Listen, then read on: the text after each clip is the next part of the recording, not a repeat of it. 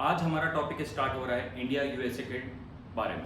आज हमने देखा है कि आज रिसेंटली हमें न्यूज़ आई है कि हमारे प्राइम मिनिस्टर यूएसए गए हैं। तो ये विजिट कितनी इम्पॉर्टेंट है, बहुत ही इम्पॉर्टेंट है, किस व्यू में इम्पॉर्टेंट है, मैं आपको थोड़ी सी एक जियो पॉलिटिक्स स्टैंड दिखाना चाहता हूँ कि इंडिया का जो वर्ल्ड में अभी जियो पॉलिटिक्स चल रही है, इंडिया का क्या स्टैंड है। बेसिकली यूएसए अभी इंडिया में बहुत ज़्यादा फोकस कर रहा है। अब इंडिया में यूएसए इतना फोकस क्यों कर रहा है, क्यों टाइज बनानी है? तो पहला रीजन है चाइना को काउंटर करने के लिए। दूसरा रीजन है Indian ocean main trading hub हो चुका है और जिसको भी इंडियन ओशन पे अपना दबदबा चाहिए उसे इंडिया का सपोर्ट चाहिए। तीसरा रशिया को काउंटर करना है क्योंकि रशिया यूक्रेन वॉर कोई भी नतीजे में नहीं जा पा रहा है और जिसकी वजह से यूरोपियन वर्ल्ड बहुत सफ़र कर रहा है। ये मैंने आपको एक नेक्स्ट वीडियो में भी बताया था कि रशिया क्या टारगेट कर रहा है, एनर्जी टारगेट कर रहा है यूरोपियन वर्ल्ड की, जिसकी वजह से उनकी अर्थव्यवस्था बिगड़ रही है। तो उसके थ्रू रशिया को काउंटर करा जाता है इंडिया के थ्रू। अब इंडिया के थ्रू रशिया को काउंटर कैसे कैसे जाता है? कि आपने ही कल परसों पढ़ा था कि आजकल इंडिया 30% कितना 30% किसका अपनी पूरी ऑयल डिमांड का 30% वो किससे ले रहा है? रशिया से ले रहा है। किससे ले रहा है? रशिया से 30% अपनी पूरी ऑयल डिमांड में फुल कर रहा है। इसका मतलब अगर इंडिया ऑयल नहीं खरीदे किससे?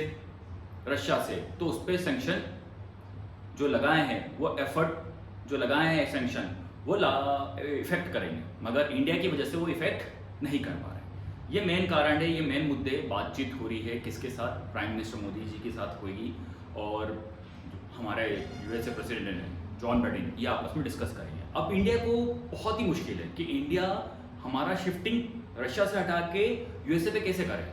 उसके लिए यूएसए ने सारे ऑफर दिए हैं। आपको सबसे ज्यादा रशिया पे डिपेंडेंसी मिलिट्री है, ठीक है, तो यूएसए आपको सारी क्रिटिकल इमरजेंसी टेक्नोलॉजी दे रहा है। फाइटर जेट का इंजन का इशू था हमारा, वो भी दे रहा है।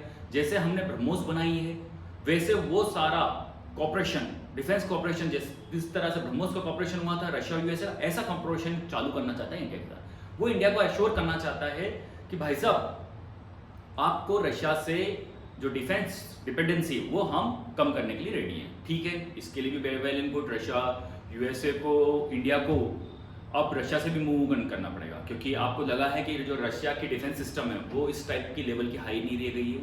आपने देखा सुखोई प्लान हमने रशिया से लिए है, कितनी बार एक्सीडेंट हो रहे हैं, कितनों की डेथ हो रही है। सुखोई को तो वीडियो मेकर भी बोलने लगे हैं एयरफोर्स के अंदर। तो अभी हमें अपग्रेड टेक्नोलॉजी चाहिए, ठीक है ना। अपग्रेड टेक्नोलॉजी में सबसे बेस्ट होता है एआई, आर्टिफिशियल इंटेलिजेंसी, जो अभी बहुत नीड है वर्ल्ड में। इसके बारे में आपको एक और समझाऊंगा। फिर दूसरा है क्वांटम फिजिक्स। क्या है? Quantum physics. मुझे बस यूएसए से अगर इंडिया डील कर रहा है वो इसलिए इंपॉर्टेंट लगता है बस ये दो टॉपिक की वजह से। किसकी वजह से? एआई और क्वांटम फिजिक्स की वजह से। केवल ये दो बहुत इंपॉर्टेंट है। कौन से? एआई और क्वांटम फिजिक्स। ये दो इंपॉर्टेंट इसलिए है क्योंकि ये अभी वर्ल्ड के न्यू वेपन्स हैं और इन पे रिसर्च R&D चालू हो गई, मगर इंडिया के पास इतना अच्छा इंफ्रास्ट्रक्चर क्रिएट नहीं है कि वो उस पर सक्सेस कर सके। उसे इसकी हेल्प, यूएसए की हेल्प चाहिए रहेगी, ठीक है। ये रीजन है कि इंडिया को यूएसए का सपोर्ट चाहिए और वो रशिया को भी अपना सपोर्ट खो नहीं सकता। अगर रशिया का सपोर्ट खो दिया तो चाइना को काउंटर नहीं कर पाएगा क्योंकि एक रशिया के थ्रू ही चाइना को कंट्रोल कर पा रहा है दोस्ती के कारण, नहीं तो ये दोनों अलग ग्रुप हो जाएगा और ये दोनों अलग। तीसरा, इंडिया का एक और स्टैंड बता सकता हूँ।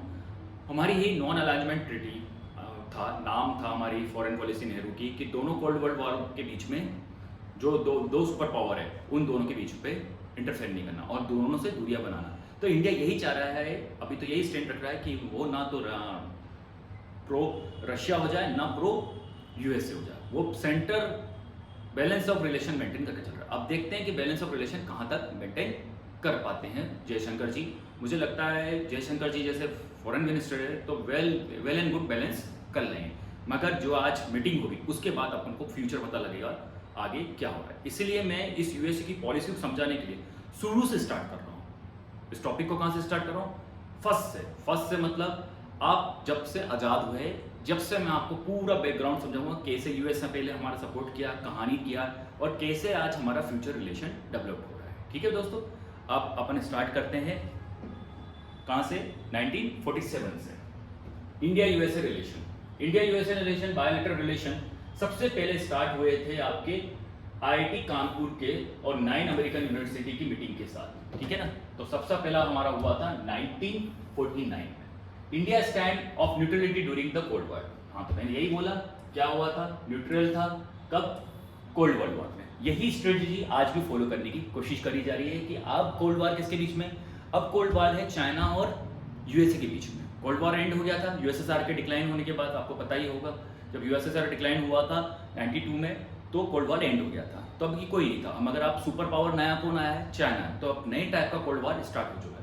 तो पहले भी इंडिया ने न्यूट्रलिटी रखी थी, और मैं चाह रहा हूँ, मेरी जितनी भी सोच है, मुझे ऐसा लग रहा है कि अभी भी इंडिया न्यूट्रलिटी का ही स्टैंड रखेगा।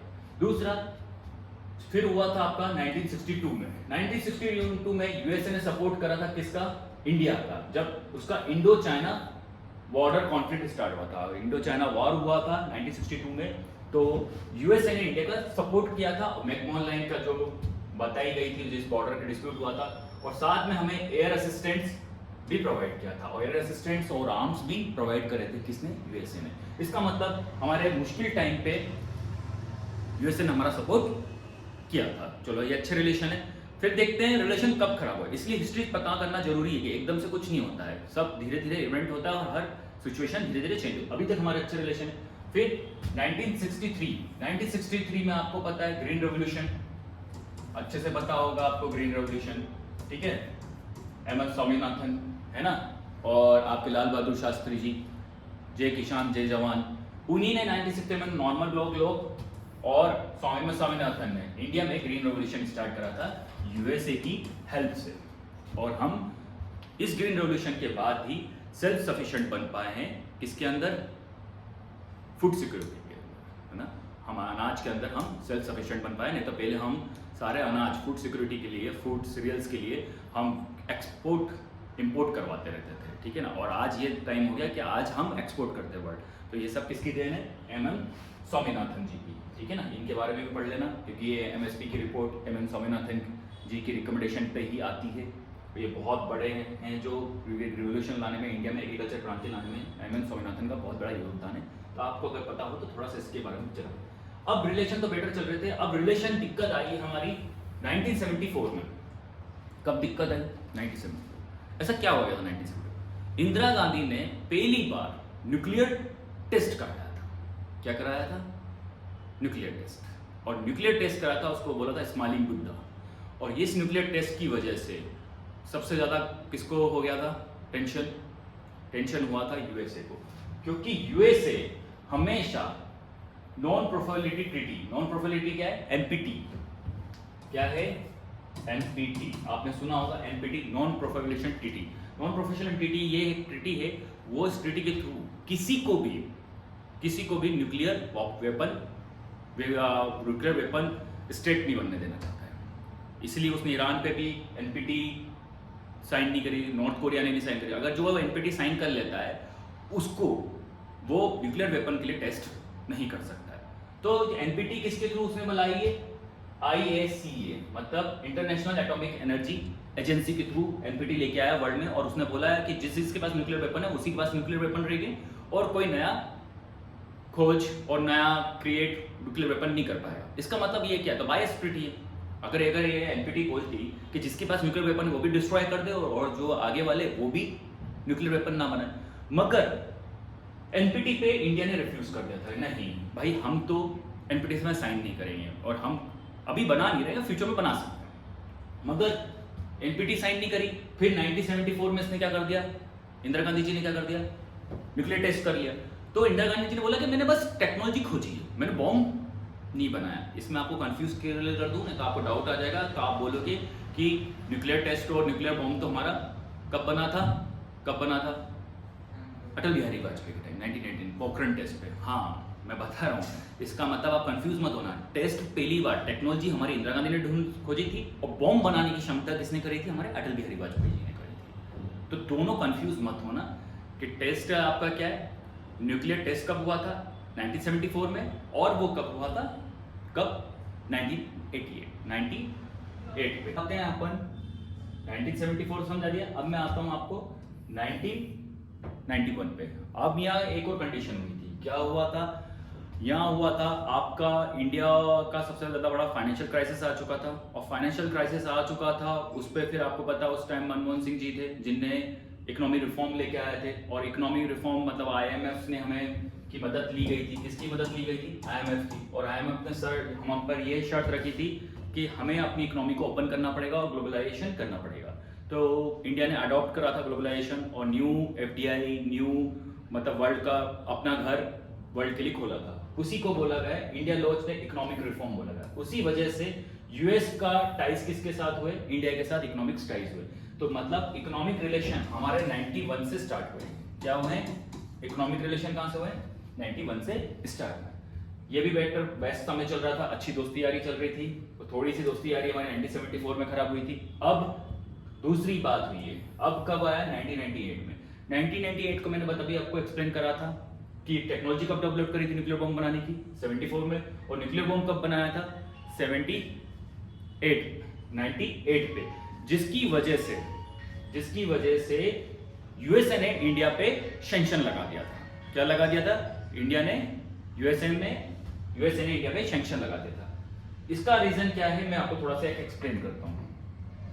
सैंक्शन किस बेस पे लगा था? ये रहता है कि आपको एनपीटी साइन करनी पड़ती है। कौन सी? एनपीटी। एनपीटी क्या होती है? नॉन प्रोफेबल ट्रीटी होती है, जो आईएई ने लॉन्च करी। मगर इसके पीछे किसका माइंड है? यूएस का माइंड है कि यूएस ये चाहता है। पहले एनपीटी बताता हूं। एनपीटी का मतलब है non professional treaty. Non professional treaty का मतलब है कि आप अगर ट्रीटी साइन कर लेते हो तो कोई भी आरएनडी का काम नहीं कर सकते हो न्यूक्लियर वेपन का। किसका काम नहीं कर सकते हो? रिसर्च एंड डेवलप का काम नहीं कर सकते हो, आप न्यूक्लियर वेपन नहीं बना सकते हो। और ये किसने दिया? इंटरनेशनल एटॉमिक एनर्जी के थ्रू यूएसए ने अपना दिमाग लगाया। मगर इसकी बायस ट्रीटी बोला जाता है इसको। क्यों? क्योंकि जिसने न्यूक्लियर वेपन बना लिया है उसका क्या? आपको आईएए को करना था तो ये भी करिए ना, जिसके पास स्टॉक पिल है, जिसके पास स्टॉक है न्यूक्लियर का, वो डी न्यूक्लियराइजेशन करे। ठीक है? और डी न्यूक्लियराइजेशन करेगा और हम भी नहीं बनाएंगे तो वर्ल्ड में एक पीस कायम होगी। मगर इसने केवल किसको टारगेट करा है? जो नॉन न्यूक्लियर वेपन स्टेट है। तो न्यूक्लियर वेपन स्टेट तो कुछ नहीं करेंगे, मगर कोई भी नया न्यूक्लियर वेपन नहीं बनाएगा। तो इंडिया ने इसको रिफ्यूज कर दिया था। ठीक है? और यूएसए को आपने हमेशा देखा है कि यूएसए का फोकस रहता है कि कोई अदर वर्ल्ड में कोई और न्यूक्लियर वेपन ना बनाए। क्या नहीं बनाए? Nuclear weapon. जैसे करंटली अभी यूएसए किस पे फोकस कर रहा है? नॉर्थ कोरिया और ईरान पे। वो हमेशा उसका टारगेट रहता है कि कोई भी वर्ल्ड में कोई न्यूक्लियर वेपन नहीं बनाए। मगर 1998 में इंडिया ने न्यूक्लियर वेपन बना लिया था। ठीक है? इसी वजह से इन दोनों के रिलेशन टेंस रिलेशन हो गए थे, और यूएसए ने इंडिया पे सैंक्शन लगा दिया था कि उसने न्यूक्लियर टेस्ट करा है। ये है क्योंकि इंडिया ने एनपीटी साइन नहीं करी है और उसके बाद भी आपने न्यूक्लियर वेपन टेस्ट करा, इसकी वजह से उसने सैंक्शन लगा दिया। फिर 2000 में विजिट हुई थी किसकी? ठीक है? यूएसए प्रेसिडेंट की विजिट हुई थी, और उनने जो पोस्ट 1990 के हमारे रिलेशन खराब थे उसे वापस से एक तरह से नॉर्मलाइज करा। क्योंकि इंडिया ने न्यूक्लियर वेपन टेस्ट करने के बाद सीधे ये बोला था हमारी खुद की एक न्यूक्लियर पॉलिसी है, आप हमेशा पढ़ लेना, मैं थोड़ी सी एक सेकंड में समझा दूं। न्यूक्लियर पॉलिसी है कि हम कोई भी नॉन न्यूक्लियर स्टेट पे कभी भी न्यूक्लियर वेपन यूज नहीं करेंगे, और कभी हम फर्स्ट यूज नहीं करेंगे न्यूक्लियर वेपन। समझ में आया? ये दो छोटी, बहुत ज्यादा बड़ी, थोड़ी सी 7-8 पॉइंट है, मैं आपको 2 पॉइंट मेन बता देता हूँ। हम कभी भी किसी नॉन न्यूक्लियर स्टेट पे न्यूक्लियर वेपन यूज नहीं करेंगे, और हम कभी न्यूक्लियर वेपन फर्स्ट यूज नहीं करेंगे, इंडिया ने बोला।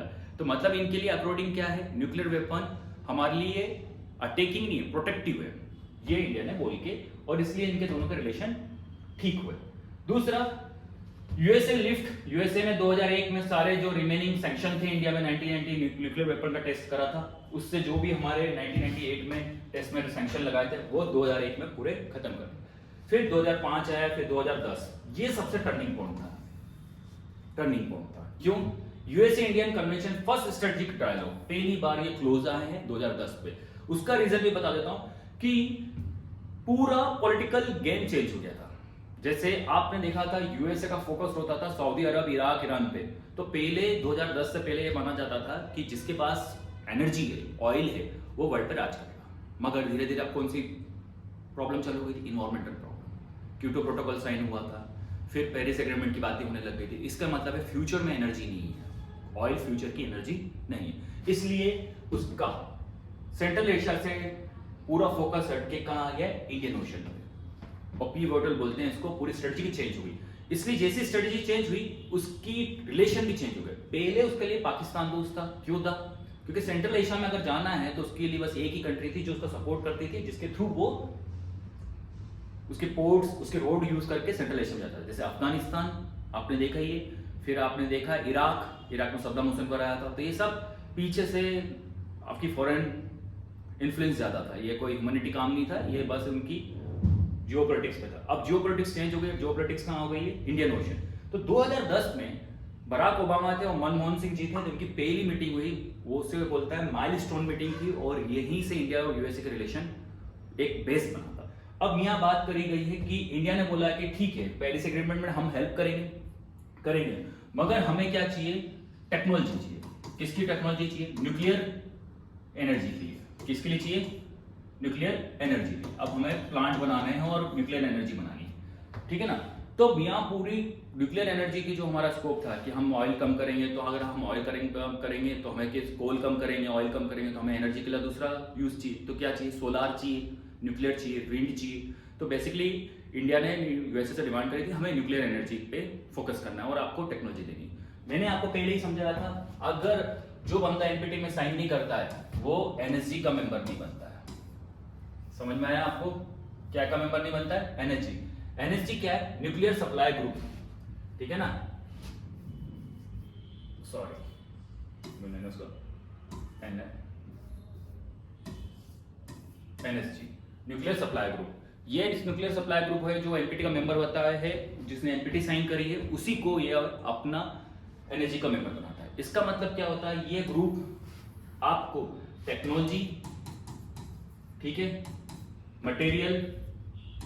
मटेरियल देता है, यूरेनियम जैसा न्यूक्लियर मटेरियल आपको यूरेनियम मिलते हैं, ठीक है, और आपको गाइडेंस में भी रखता है। किसके थ्रू गाइडेंस रखता है? आप पे नजर भी रखता है। किसके थ्रू? इंटरनेशनल एटॉमिक एनर्जी आपके थ्रू गाइडेंस भी रखती है। तो अगर एनर्जी का मेंबर बनते हो तो आपको टेक्नोलॉजी, मटेरियल सब मिलता है। अब इंडिया ने क्या नहीं, मैंने आपको पहले बताया, इंडिया ने क्या साइन नहीं करी? एनपीटी साइन नहीं करी।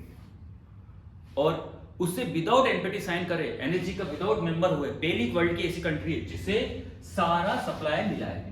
टेक्नोलॉजी किसने दी? यूएसए ने। अब जैसे ही यूएसए ने डील करी, और यूएसए का वेस्टर्न ग्रुप होता है, एक वेस्टर्न वर्ल्ड का ग्रुपिंग होती है, उसमें ऑस्ट्रेलिया भी आता है, और ऑस्ट्रेलिया ने हमें यूरेनियम देना चालू करा। वहीं जापान ने भी हमें टेक्नोलॉजी देना चालू कर दी। तो पहले हमें टेक्नोलॉजी केवल न्यूक्लियर टेक्नोलॉजी रशिया से मिलती थी। तो मतलब इंडिया ऐसा इस ट्रीटी के, इस मीटिंग की वजह से इतना कम इंपैक्ट आया है पूरे वर्ल्ड में कि विदाउट एनर्जी का मेंबर होके भी हम क्या मिल रही है? हमें टेक्नोलॉजी मिल रही। तो ये डिमांड चालू, फिर चाइना ने हमारा काउंटर चालू कर दिया कि कैसे आप एनर्जी, चाइना भी एनर्जी का मेंबर है, तो आप कैसे रूल तोड़ रहे हो? आप इंडिया को विदाउट एनर्जी का मेंबर दे रहे हो। तो फिर उन्होंने कहा कि इंडिया को हम एनर्जी का मेंबरशिप दे देंगे। तो वो कहते हैं एनर्जी का मेंबरशिप देखो तो पहले इंडिया से एनपीटी साइन करो।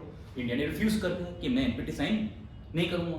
तो उसके लिए इंडिया के लिए मेंबर देने के लिए थोड़ा सा मोल्ड करके लॉ चेंज कर रहे थे, मगर चाइना ने काउंटर करेगा, आप इंडिया को मेंबरशिप दे रहे हो तो पाकिस्तान को भी दो। तो यूएसए ने सीधे बोल दिया देखो पाकिस्तान अलग है और इंडिया अलग है, ठीक है। तो अब जो एनर्जी की मेंबरशिप की काउंटरिंग है, इसको किसने रोक दी? किसने रोक दी? चाइना ने रोक दी पाकिस्तान का इशू। ये हो गया आपका यहाँ से एनपीटी एनर्जी के क्वेश्चन। आगे अब 2011 में इंडिया और यूएसए के बीच में क्या साइन हुआ? एक मेमोरेंडम भी साइन हुआ, ठीक है। एक मेमोरेंडम साइन हुआ इंडिया और यूएसए के बीच में। क्या मेमोरेंडम? साइबर सिक्योरिटी के लिए। उस टाइम पे सबसे ज्यादा इशू किसके आने लगे? साइबर सिक्योरिटी के लिए। फिर 2016 पे फिर इंडिया का मेजर डिफेंस पार्टनर बन गया। डिफेंस में इंडिया की बहुत पार्टनरशिप करने लगी। इसी डिफेंस पार्टनरशिप में आपको मैं बता दूं, हमने अपाचे लिया है, चिनूक लिया है, ठीक है, ये हेलीकॉप्टर लिए हैं हमने बहुत सारे, फिर हरकुलिस लिया है, बहुत सारे ऐसे प्लेन से हमने, और मतलब अब हमारा थोड़ा सा शिफ्ट किसकी तरफ कर दिया? 16 के बाद यूएसए से वेपन्स लेना स्टार्ट कर दिए, ठीक है। 2018 में 2+2 डायलॉग हुआ था। 2+2 डायलॉग बहुत इंपॉर्टेंट है। 2+2 डायलॉग होता है फॉरेन मिनिस्टर और डिफेंस मिनिस्टर दोनों मिलकर एक स्ट्रेटेजिक बात करना चालू कर दी। फिर 2020 में, जैसे 2010 में हुआ था ना, ठीक है, ऐसे ही 2020 में basic exchange of corporation agreement हुआ है, ठीक है। कौन सा एग्रीमेंट हुआ? Basic exchange of corporation agreement. ये दो, और आज सबसे इंपॉर्टेंट है करंट का, जो करंट की अभी डील हो रही है, मैं इसे 2010 से भी बेस्ट डील मानता हूं। अगर आज मोदी जी गए हैं, अगर वो डील करते हैं, ठीक है, और ये फ्यूचर पे अगर बढ़ते हैं, तो ये इंडिया का माइलस्टोन पॉलिसी होगी। किसकी? इंडिया और यूएसए की, ठीक है। अब इधर आते हैं, अब इनका थोड़ा सा पढ़ लेते हैं। पॉलिटिकल कॉपरेशन क्या है, मैंने समझा दिया था। पॉलिटिकल कॉपरेशन क्या है, हमारा 2+2 मिनिस्टर डायलॉग हो रहा है, जो डिफेंस मिनिस्टर और आपके कमर्शियल यूएसए के कमर्शियल डायलॉग भी चल रहा है, इकोनॉमिक भी डायलॉग चल रहा है, डिफेंस मिनिस्टर फॉरेन मिनिस्टर बात कर रहे हैं। फिर ट्रेड के लिए भी हमारी बातें चल रही है कि आपको बता दूं, India is a larger exporter हो गया है यूएसए का, ठीक है ना। सबसे ज्यादा एक्सपोर्ट अगर यूएसए से कोई आता है, यूएसए ट्रेड कर रहा है, तो वो किससे करता है, इंडिया से। इससे पहले वो चाइना को करता था, चाइना से ट्रेड करता था, मगर अब लार्जर ट्रेडर पार्टनर कौन हो गया है यूएसए का, इंडिया हो गया। ये अभी का डाटा है, इंडिया, इसलिए उसकी और हम कोई देखो, सबसे बड़ी बात है इंडिया के साथ ट्रेड बढ़ा है, मगर याद रखना हमारा ट्रेड क्या हो रहा है, सरप्लस हो रहा है। हम ज्यादा एक्सपोर्टर कर रहे हैं, इंपोर्ट नहीं कर रहे। ये बहुत ही अच्छी बात है। बाकी कंट्री के साथ हमारा क्या हो रहा है, हमेशा घाटा ही हो रहा है, डेफिसिट ही हो रहा है, मगर यूएस के साथ सरप्लस है। India USA economic financial partnership भी चल रही है। India USA trade policy forum पे भी डिस्कस हो रहा है। India USA strategic energy partnership में भी काम कर रहे हैं, पेट्रोलियम, ठीक है ना, और इस पे भी काम कर रहे हैं। फिर India USA homeland security dialogue पे बात हो रही है। होमलैंड सिक्योरिटी डायलॉग है जिसके हर कॉमन थ्रेड को, आतंकवादी को कॉमन हैंडल करेंगे। ऐसे ही हमने इस पे काम कर रहे हैं, हम क्वाड पे काम कर रहे हैं, आपने सुना ही होगा। तो हम बहुत सारी जगह मिलके काम चल रहा है। दूसरा, हमने किस पे काम करा है, साइबर कॉर्पोरेशन पे भी काम कर रहा है। दोनों ने साइबर कॉर्पोरेशन मैंने आपको बता ही दिया था, कब साइन करा था, 2016 पे साइन करा था।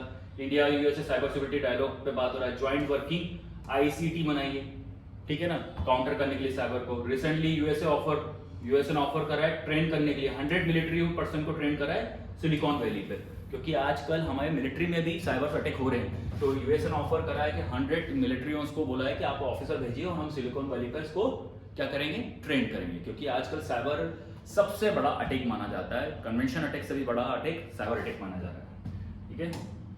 आगे अब आते हैं अपन दूसरा, बायलैटरल एक्सरसाइज, जो प्रीलिम्स के लिए काम आएगी आपके लिए बढ़िया सी, ठीक है। टाइगर ड्रम इंडियन आर्मी और नेवी की हो रही है। फिर वज्र प्रहार आर्मी स्पेशल फोर्स और पैरा स्पेशल फोर्स के बीच में हो रही है। फिर कौन सी हो रही है, युद्ध अभ्यास, ज्वाइंट मिलिट्री एक्सरसाइज है। फिर कोप इंडिया बिटवीन एयरफोर्स के बीच में हो रही है। और एक हो रही है मालबार कौन सी होती है, क्वाड के साथ होती है। क्वाड में 4 नेशन है, आपको पता ही है ना, जापान, ऑस्ट्रेलिया, यूएसए और इंडिया। ये एंटी चाइना वाली पॉलिसी करते हैं, ठीक है ना। इंडिया और USA defence and trade initiative भी चालू हो गया है, मतलब कैसे कैसे इनका डिफेंस ट्रेड बढ़ना चाहिए, किस तरह से दोनों आपस में बातें कर रहे हैं, ठीक है ना। डिफेंस कॉर्पोरेशन में सबसे ज्यादा 4 एग्रीमेंट इंपॉर्टेंट है डिफेंस कॉर्पोरेशन में। एक है गोसोमिया मिलिट्री इंफॉर्मेशन एग्रीमेंट, ये सबसे बड़ा एग्रीमेंट है। इसमें क्या हो रहा है कि आप दोनों एक दूसरे की इंफॉर्मेशन शेयर कर रहे हैं। मतलब अगर कुछ इंफॉर्मेशन मेरे पास है, अगर यूएसए के इंटेलिजेंस डिपार्टमेंट के पास है, वो आपको इंडिया को शेयर कर रहा है और आप इंडियन वाले उनको शेयर कर रहे हैं, जिससे आप सबसे ज्यादा इंपॉर्टेंट क्या है, चाइना को काउंटर कर सकते हैं और टेररिज्म को काउंटर कर सकते हैं। दूसरा, 4 आर्म सेल्स भी बेच रहे हैं। एक हो रहे हैं लीमो, है ना, इसको बोलते हैं logistic exchange agreement. Logistic exchange agreement 2016 में साइन हुआ था। इसमें क्या होता है कि अगर आपकी शिप इंडिया ओशन आती है, यूएसए की शिप, तो वो यहाँ रिपेयर कर सकती है, रिफ्यूलिंग कर सकती है और आपके पोर्ट पे खड़ी हो सकती है। और अगर आपकी शिप इंडियन शिप जा रही है पैसिफिक ओशन पे, वो वहां जाके रिफ्यूलिंग कर सकती है और रिपेयर हो सकती है। मतलब इसका मतलब है, अगर हमारा वॉर पैसिफिक में हो रहा है किसी कंट्री के साथ, तो रिपेयरिंग करने के लिए और पास में रिसोर्स लेने के लिए हम कहाँ पहुंच जाएंगे, यूएसए। और यूएसए का अगर वॉर इंडियन ओशन में हो रहा है, तो वो रिपेयरिंग करने के लिए कहाँ जाएगा, इंडिया। इससे किसी को फर्क नहीं पड़ता है, इंडिया को इतना इंपॉर्टेंट नहीं, मगर इससे चाइना को काउंटर करा बस। क्योंकि अगर वॉर होता है, अगर चाइना से वॉर होता है यूएसए का, तो रिपेयर करना यूएसए नहीं जाएगा, उसे एक एग्रीमेंट मिल गया कि उसके रिपेयर और रिसोर्स करने के लिए कहाँ जाएगा, इंडिया। तो ये काउंटरिंग है बस इंडिया का, कि कैसे थोड़ा सा चाइना को काउंटर करे। For sharing military logistic example of refilling, यही बोला है, replacement of store for aircraft, है ना। फिर एक और आया कॉम्सका, मतलब कम्युनिकेशन सिक्योरिटी एग्रीमेंट, 2018 में हुआ, ठीक है ना। इसमें बताया है कि आपको कम्युनिकेशन इक्विपमेंट दिए जाएंगे। कम्युनिकेशन इक्विपमेंट में रडार है, एआई की टेक्नोलॉजी है, ये देखिए इक्विपमेंट दिए जाएंगे। अलाउड द वॉर टाइम पे आपको एक दूसरे से कम्युनिकेशन करने के लिए जो बेस्ट सैटेलाइट की जरूरत पड़ती है, वो दिया जाएगा, ठीक है ना। तो यही हो गया कॉम्सका। ये याद रखना, GSOMAI, गोस्मिया, लिमो और कॉम्सका, ये तीनों एग्रीमेंट इंपॉर्टेंट है। फिर दूसरा चौथा एग्रीमेंट आता है आपका बेसिक एक्सचेंज कॉर्पोरेशन एग्रीमेंट। इसमें हेल्प करेगी इंडिया क्या, real time access of American जो स्पेशल इंटेलिजेंसी, मतलब उसको सारी इंटेलिजेंसी अमेरिका की जो खुफिया एजेंसी वो पूरी की पूरी इसको मिलेगी। अब ये बात हो गई हमारी पुरानी, अब बात हो रही है आज की, जो मोदी जी हमारे प्राइम मिनिस्टर साहब कहाँ गए हैं, यूएसए। आज ये है इंपॉर्टेंट है, सबसे जो एग्रीमेंट हुआ है यूएसए ने साइन करा है आईसीईटी। आईसीटी को बोलते हैं क्रिटिकल इमरजेंसी टेक्नोलॉजी, ये साइन करवाया। ये बहुत ही बढ़िया है, बहुत ही बढ़िया टेक्नोलॉजी, और ये रेयर टू रेयर किसी कंट्री को, विदाउट नाटो कंट्री को, केवल इंडिया को मिली, रेयर टू रेयर को मिलती है। इतनी इंपॉर्टेंस किसी को नहीं दी है यूएस ने नाटो के बाद, तो नाटो मेंबर को दी है, उसके बाद तो किसी नॉन नाटो मेंबर को इतनी इंपॉर्टेंस कभी दी, वो जो इंडिया को दे रहा है। तो आप सोच लो इंडिया का कितना बड़ा हो रहा है। पहला कॉपरेशन है हमारा बायोटेक्नोलॉजी पे, बहुत बड़ी नीड है हमें बायोटेक्नोलॉजी के लिए, ठीक है ना, क्योंकि हमें फार्मर को डेवलप करना है, मेडिसिन डेवलप करनी है, तो हमें बायोटेक्नोलॉजी का एक नया लेवल आना है। मगर मैं इसमें दो को बहुत ज्यादा इंपॉर्टेंस देता हूं। पहला है मेरे लिए आर्टिफिशियल इंटेलिजेंस। आर्टिफिशियल इंटेलिजेंस बहुत ही इंपॉर्टेंट टूल है, क्योंकि आर्टिफिशियल इंटेलिजेंस फ्यूचर डिसाइड करेगी ह्यूमन बीइंग का भी और पूरे सिस्टम का, वर्ल्ड के सिस्टम का। क्योंकि आर्टिफिशियल इंटेलिजेंस अगर आप केयरफुली यूज करो तो एक वरदान भी है, और विदाउट केयरफुल यूज करो तो अभिशाप भी है, मतलब ये भक्षक भी बन जाएगा। मतलब आपने मशीन वॉर देखे थे ना, वैसा भी हो सकता है। जो चिट्टी रोबोट देखा वो, ये हकीकत है, ठीक है। इसके लिए अभी भी इस वॉर के लिए, इसके लिए अभी भी इंटरनेशनल कोई लॉ नहीं बनाया, कोई भी इंटरनेशनल लॉ नहीं बनाया, और कोई भी कंट्री ने भी इसके लिए लॉ का काम नहीं करा है। सबसे पहले लॉ का काम अभी कोई कर रहा है तो यूरोपियन पार्लियामेंट कर रहा है। कौन कर रहा है? European parliament. तो ऐसा कोई फ्रेमवर्क नहीं। इतना मैं जब बता रहा हूँ कि अभिशाप भी और भक्षक भी है, तो समझ में आया। तो ये आपके लिए, आपके जीवन को बदल भी सकता है और नरक में पहुंचा भी सकता है, फिर भी इसके लिए कोई लॉ नहीं बना है। और आर्टिफिशियल इंटेलिजेंस बेसिकली किस पे काम करती है? डेटाबेस पे। जिसके पास डेटा होगा उसको ही एनालिट करके काम करती है। समझ में आया आपको? तो सबसे बड़ा डेटाबेस किसके पास है? आप कहेंगे किसके पास है? यूएसए के पास, क्योंकि यूएसए की जो बिग कंपनी गूगल, फेसबुक, आप समझ रहे हो ना, माइक्रोसॉफ्ट, ये सबसे बड़ा डेटा कलेक्टर है और इन्हीं के पास डेटा स्टोर हुआ है। तो आर्टिफिशियल इंटेलिजेंस में जो बेटर काम करेगा वो कौन करेगा? यूएसए। और इसीलिए वो क्रिटिकल डोमेन्स में आर्टिफिशियल इंटेलिजेंस के साथ भी इंडिया को इंफ्रास्ट्रक्चर क्रिएट कर रहा है। तो ये बहुत ही इंपॉर्टेंट हो गया इंडिया के लिए, तो ये तो साइन करना ही चाहिए और उसमें मानना ही चाहिए, क्योंकि फ्यूचर वर्ल्ड किसका है? आर्टिफिशियल। दूसरा है क्वांटम। ये क्वांटम फिजिक्स है बेटा, ये न्यू टर्म आई है, मतलब सिलेबस के, मैं कहता हूँ बेसिकली मेरा कहने का मतलब होता है यूपीएससी के सिलेबस में न्यू टॉपिक्स का बर्थ हुआ है। एक है आर्टिफिशियल इंटेलिजेंस, क्वांटम, बहुत ज्यादा क्वेश्चन अभी यहीं से आएंगे।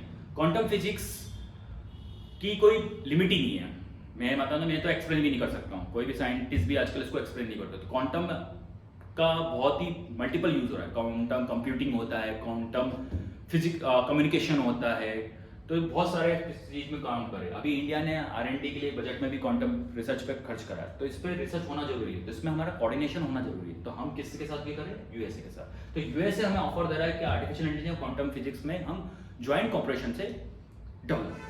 दूसरा फिर टेलीकम्युनिकेशन। अभी आपने देखा टेलीकम्युनिकेशन में क्या है? 5G है। 5G के लिए सबसे ज्यादा इंफ्रास्ट्रक्चर कौन क्रिएट कर रहा है? चाइना। मगर चाइना का आपने सुना है कि 5G के थ्रू वो आपका पूरा डाटा एक्सेस कर लेगा और आपको हैकिंग का करेगा, तो हैकिंग का डर है। तो वो बोल रहे हैं यही उसी की चाइना की कंपनी है सबसे बड़ी, हुआई।